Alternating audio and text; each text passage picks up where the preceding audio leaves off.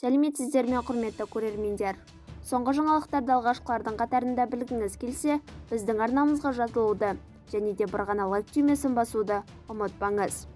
Қазақстан нан бағасы арзан елдердің бестігіне кірді. Әлемде нанға ең төменгі баға Тунисте тіркелген. Бұл елді салмағы жарты келі болатын бір бөлке нан $0,14 тұрады. Одан кейінгі орында Алжир $0,16, Ливия $0,34.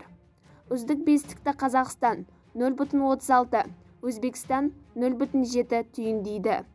ТМД елдерінде 0,5 келілік бір бөлке нан Әзербайжанда $0,39, Молдовада $0,43, Украинада $0,58, Ресейде $0,61, Беларуста $0,64, Арменияда $0,65 тұрады.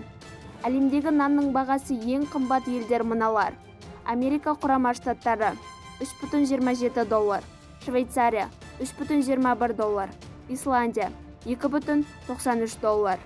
Бізді бақылауды жалғастырыңыз.